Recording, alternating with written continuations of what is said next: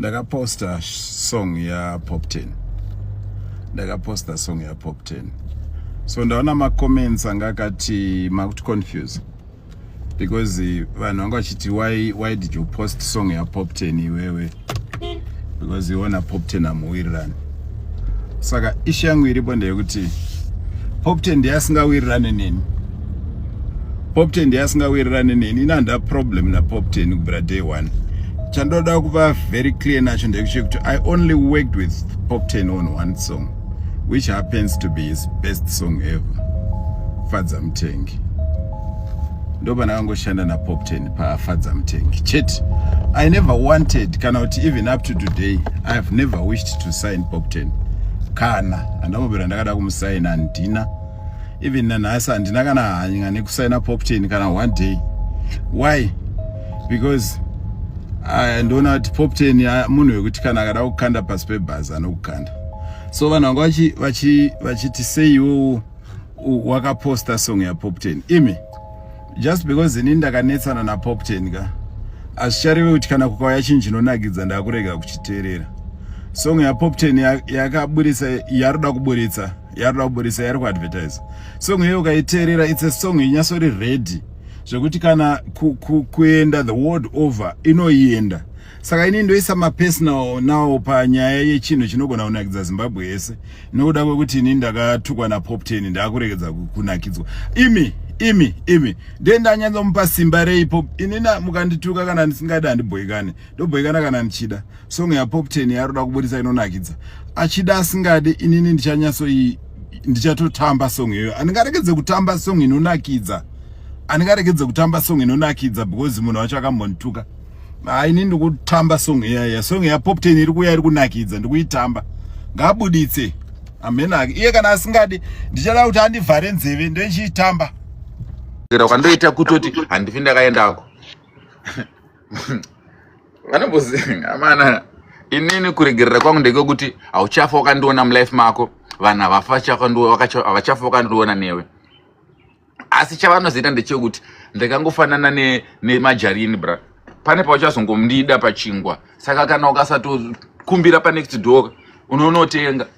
Vari kufanira kungo appreciate awo Pop 10 kuti no mupana uyu anomira ega, haanyengerere, haakumbire. Trust me, vanhu vakawanda guys vekuti vari kutarisira kuti imagine how it feels.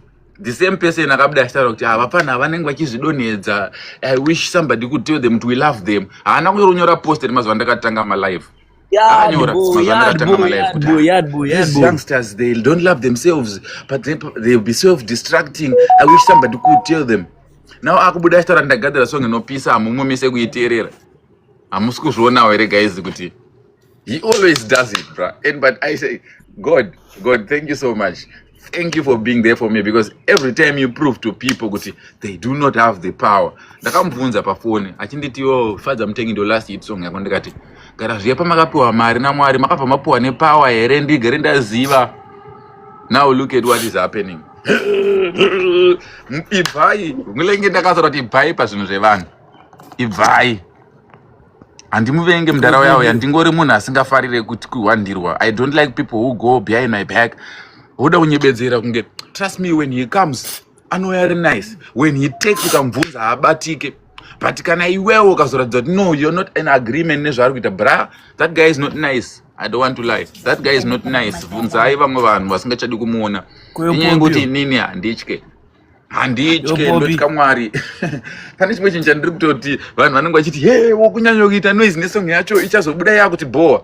Handitye kuti ichakubhoa guys, because zvakanyorwa naMwari zvinongoitika. Ikarira ndiMwari, ikasarira ndiMwari. Like I told you, handina nguva yekuenda kun'anga, handina nguva yekuenda kufortune teller, handina nguva kana yekuenda kuna madzibaba kunobvunza kuti hey, song yangu. No, handiomberere zvinhu.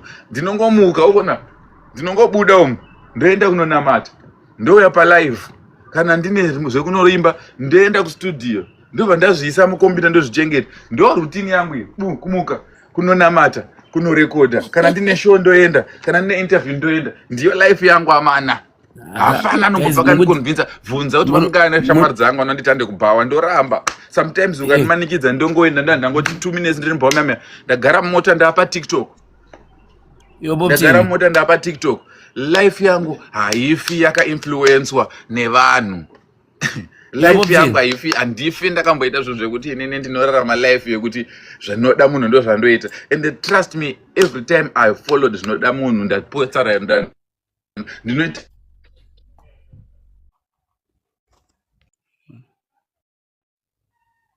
depression yakasimba ndotanga kufila kuti hey you know what, I shouldn't have listened to this person. This time avawine this time. And guys, mbodzi mama camera zvandakangoita panguva yaiya ndeni Zigo akaenda ndita interview, right? But I could tell kuti no man, mazuva aita Zigo my interview ka ainyabuda na passion strike. They realized kuti no man, challenge passion ine ndikamuti passion damboda namata mwari wechokwadi ine newendiani. These guys why vadakona ndata azigo before interview yatanga inini hangu zvandinoita kakawanda kacho ndinotanga nda reciter kunamata everything chandinoita ndotanga nekunamata mukutobva ndona ndichinamata pandisanda ndakata live you see me I'm coming from prayer ndibvumidzowo kunamata. Then Zigo was like unkona ti vanhu vane mafetsa akasiyana siyana twanzo twasanamata ndikati no allow me ndobva ndarova mina ndiblock yatara zvonyatsira nonze Daru. Thank you so much. Handokufarirai vanonitara zvakadai handokufarirai sireki ndichingokublocka so haufoka iona live yangu futi. A'udhu billahi minash shaitanir rajim. Bismillahir rahmanir rahim. Qul huwa Allahu ahad. Allahu samad. Lam yalid wa lam yulad wa lam yakul lahu kufuwan ahad. قل أعوذ برب الفلق من شر ما خلق ومن شر غاسق إذا وقب ومن شر النفثات في العقد ومن شر حاسد إذا حسد. بسم الله الرحمن الرحيم. قل أعوذ برب الناس ملك الناس إله الناس من شر الوسواس الخناس الذي يوسوس في صدور الناس من الجنة والناس.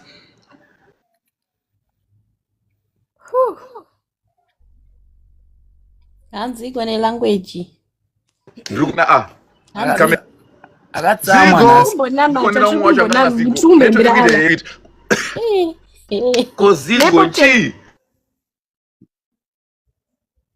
Nasa asikupindura popota. Ndoti kumata kweka mukadzi kake kaipfura nepamba pangu kamwe kamukarate so. Mukadzi wani mati. Asi network yake iri kunetsa. Zigo zima. Chi. Ari kupika kwakatama. Of people from demons and say there's only one God. Allah samad lam yalid lam yulad lam yakul lahu kufuwan ahad. Qul a'udhu birabbil falaq. Jesus zange protection, then go seek a protection from whatever comes. You understand? And ndo zvandoita ndisandaenda pa stage ndo zvandoita sero ndisati ndadya baby kana rakada. Amen. But ndakapostop I think God July 25 chikwana. I've been celebrating. I thank God. Guys, look at this, look at me. I am happy. I don't want to lie. Ndangandimborene pressure, ambonyepere ndakambopuwa pressure. Hey, today my hit song. Tudafadza mtengi. Bandotona ndagadzira mchuno, vanotadza nipamaro wangu. Ndogadzira chikokoko, vanotadza nipamaro wangu. Ndogadzira bviravira, vanotadza nipamaro wangu. But ndikutofamba ka. You understand? Then I realized kuti no man. These people vanofarira kundibula. You understand? Ndovandati no, I'm taking time off from women, from relationships, from everything that comes with the world. Let me go back to my ways. I am a Muslim. No pun intended. I don't even disrespect Christians. I love my fellow Christian brothers and sisters. Because what? We believe in the same God guy. Wawana. But, ndandiri munhu anga kuda zvinoda vanhu stereki. Ndandati, ganbosiyana nazvo. Handiko namana. What do you want me to say? I can hear you. My point is, guys, I have been pressured. Nekuda kwekudiwa. Love kuda love, kuda kudiwa kwanditsa kuti ndite zvinhu zvakawanda zvinoda vanhu. But trust me, it works. Look at me, I'm not dead. How many of you were worried? Mchiona unachikuti akupenga, akuta say ndinotoperekedza vamwe kumachechi avo, inini kwangu hapana anondiperekedza. Damn, ndakusiyana nazvo. Because waro, I'm here, still living life, still doing the same thing. Guys, chero kanditisumudza gumbo zvakaita paipa, ndinotongorusumudza kuti todhanda panapa. Chero kanditi zvese zvaunoda kuti uchifunga kuti ndakaita ndichiita, ndinongokwanisa ngozvidzokorodza because I am me. There is no weed in my system. No cigarette in my system. No drugs in my system. Chandatosiwa isadza nederere. Apa ndofanira fish sei. Guys, ndoipatombeto mna ndondipawo sadza neirire nefish kuAmerica kunoko. Ndo chinhu chandiri kunza chandatosiwa but handidhakwe varume inini. Hapana zvarumbonzo. Waona ndaimboita hana zvarumbonzo. Ndiri murelationship. Tisitobva kutaura tiri tu kunoku. Hai hapana zvaningachinzwa. Mukati hapasi kupenga, hapasi kurwarwera.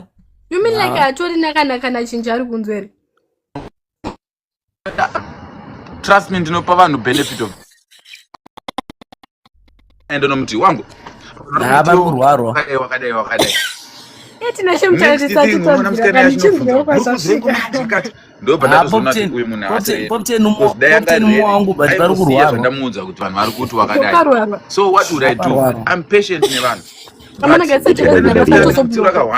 hapana zvaru aina type yangu kakawanda wacho. Let me block honorable Mchabayiwa. hana zvarumbonzo. Go suck your mother until she sucks your mother. Ndisanda kublock. I'll repeat again. Go suck your mom until she sucks your mom. Aungambonidze ndende kurehab iwe masigaro. Block this man. Yo, dude. Right. Muskana guy. Hangambotini ndo muzati.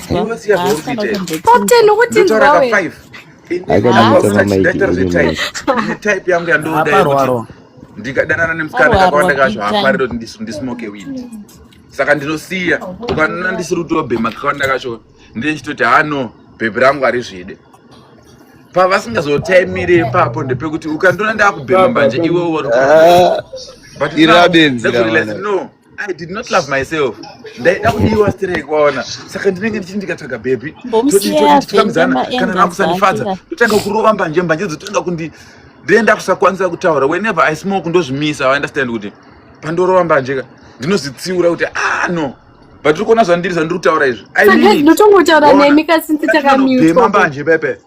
Ndobva ndatanga kutongotaura tesa. Inini ndinongoti kumhata kwekaratika kakambodana ndaitorwa advantage futi. Amane mbumire zvezvo rabana like izveyamana nini ndinzwe iwo panapa. I found amerepa. Saka hanzi wambotumirwa kwamunadha. Saka Munopenga mune makatera talent yangu amana. Ndataura kuti ndakatombozviita. Ndatora mareasons andaizviitira. Ndiripiwa tikufollow pe. Panoona kufarira kundudza kupenga.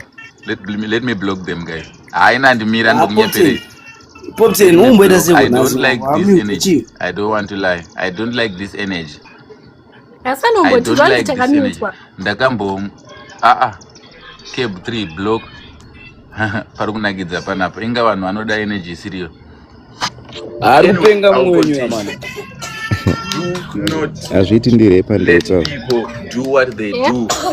Azviti ndire pandeta timboita collab timboita something else. Patikaita ma business. Yeah, I think more like shape it up. Popten ndomuda amfana wangu. Pandakaita business newe. Hatina kumbokukumbira for sign guy. Saka for you to come out and say I don't even wish to sign. Ndakanzi Gavin Masabo uya kuinbox. No where that is coming from. Handina shungu dzekusainwa newe mdhara. Waona? Chinhu chandinoziva ndechekuti pese paita good you want to be involved. You want to be involved. Pese pasumuka munhu unoda kutaura. My guys, be fair with yourself. Go check yourself in the mirror. Why don't you just come and apologize, guy? Kuti amfana wangu uri kuona kuti ingatomena kuofisi kwake ndikanoti amdhara kana ndakauya ndikataura senyu pasiripo zvakadhakwa I'm sorry. Waona? But ndikaona kuti no, ndaita collab naSenflow ari kundirambidza, ari kundidzvanya, ari kubhadhara mabloggers kuti musamupost. now ndangoshandisira mapage angu ndikavhura live yangu ndotora nyaya yangu ndikavhura Facebook yangu ndikavhura Instagram ndikundisposta. I've been doing the same thing. Ndakabukwa kudhara guys, ndakabukwa kudhara nevanhu. Problem ndeye kuti ndakadzikisa volume saka ndisi kumbonzwa kuti pana taura here kana kuti yo Popten Black wagwan but une sure wondidaro. Aiwa mira kutombotaura ndozva tototenda mari yakamira pari pamukati kuinternet ndichitaura wagwan dupes. Yo dupes clear them panel them two chatting. Them this you on the live. Them this you on the live. Clear all the people them on the panel, is it? Clear all of them. Are them the people Them that two are chatting. Them this you man. Them this you straight. I like people them in the comment section. Yeah. No, pan the panel, pan the live panel. Clear them out of them. All of them. Alright, may I go job. Why? Popten. Clear them out. What's up? Why? For the why? Why are this demanding? No this me man. You see the man they where they pan the top man. Emalesu man. Remove all of them. Remove all of No, them. make them stay. Make them stay. Who was stay? I go stay. Remember. Remove that nigga, Popten. Remove that nigga. Them two chatting. Don't worry yourself, guys. Don't worry yourself. So, chando kwanza ngokudza yamana ndechekuti ndiri munhu akazvudza kuti love me or not, ini self love ndakuenzwisisa. Self love munhu ane self love especially ukaita bhebhere munhu ane self love kakawanda kacho unogona ngonzi enda kana uchida woti mukanimbotesta mukomana wangu obva wamuramba unofanira kuchenjera kunzwa kuti asha enda sha. Trust me, ndo pandiri papo. Inangwa like I said kuti guys, life ndeyako munhu. You understand? Musakontroliwe nevanhu. And listen to the people, they are your voice. Vari kutaura kuti chiko, pane vari kutaura here. If anybody wants to say something, let me know, guy. Maybe you have something to say